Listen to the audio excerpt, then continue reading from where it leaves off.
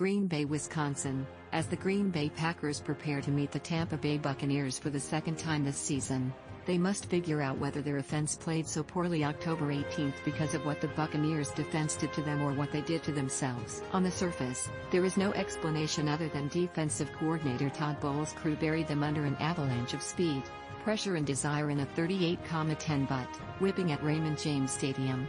Anytime you get beat 38-10, it's hard to say it's not as bad as it looked, Coach Matt LaFleur said. They did a good job. You have to give them credit. They were more prepared to play than our group was. But I think you always have to take everything you can out of every situation. You're always learning. I think our team has come a long way from that day, but everything is just words at this point. Dive deeper and it's not quite as one-sided as it appeared, leaving LaFleur and his offensive coaches with a decision to make for the NFC Championship game Sunday. Do they scrap the game plan that resulted in a 10-point, 201-yard day, or do they accept that quarterback Aaron Rodgers played his worst game of the season and stick with what might have worked had he been on his game? Here's a look at what didn't work and how it might have been different. The Packers ran it 21 times for 94 yards, which isn't bad, considering the Buccaneers ranked number 1 against the run then and finished the year number 1. LaFleur used Aaron Jones and Jamal Williams together for a dozen plays in the first half, making the Buccaneers choose whether to play them in nickel or base defense. It led to a 25-yard Williams run, but for the most part the Packers passed out of it. It wasn't effective. The first 10 times they passed out of that personnel they were 3 of 9 for 30 yards and a sack. There just wasn't any commitment to running the ball. And it wasn't all LaFleur's fault. Rodgers thought he could outsmart the Buccaneers with run-pass options, and there were times he should have just stuck with the run. 2 plays on the opening drive stood out. On the second play, there was a receiver screen to Williams that, had Rodgers gone through with the handoff, would have led to a nice gain for Jones. It was almost intercepted because the Buccaneers were waiting for it. On a 1st and 10 at the Tampa Bay 23, Rodgers chose to throw the ball wide to receiver Equanimeous St. Brown rather than handoff. St. Brown wasn't looking for it and it fell incomplete. Had he handed it off to Williams, there appeared to be a big hole forming that might have kept that drive going instead of ending in a field goal. Of the first 23 plays, the Packers ran it just 8 times, all but nullifying their play-action game. I think we kind of got away from the run a little bit there, LaFleur said. We had a couple big hits in the run game, but it's more or less going to be about getting efficient plays and staying ahead of the sticks.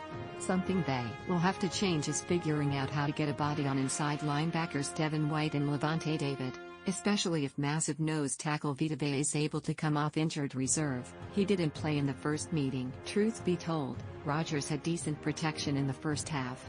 It didn't mean the pocket was always clean as it was Saturday against the Los Angeles Rams, but he wasn't sacked until late in the first half, and the Packers jumped out to a 10-0 lead. The problem was the Packers seemed to almost overcompensate to deal with the different ways in which Bowles was going to attack them. There were times they kept in 7 blockers to handle 5 rushers, which meant there were only 3 to get open against 6 defenders playing mostly zone coverage. The absence of injured Allen Lazard left Malik Taylor and Darius Shepard as the ones trying to get open, and they had very little impact. Bowles really dialed it up during and after the series in which Rodgers threw his first interception. There was a string of plays in which Bowles brought 5 rushers on 10 of 14 pass plays, mixing it up by blitzing corners and linebackers. The Buccaneers finished with 5 sacks and 7 quarterback knockdowns. Hitting a big play or running the ball effectively would have caused Bowles to back off. Once left tackle David Bakhtiari left in the third quarter with a broken rib, there was no hope. That is a damn good defense, LaFleur said. The Packers quarterback is favored to win his 3rd MVP award, but he made bad decisions and missed throws against the Buccaneers. First came the pick 6 early in the second quarter when he threw behind Davante Adams on an out route on 3rd and 10 at the Packers 32. He had Adams in man coverage but threw off his back foot and floated the ball so that cornerback Jamel Dean could pick it off and return it for a touchdown. Then came the slant on the next series in which he forced it to a covered Adams and the ball was deflected into the air and picked off.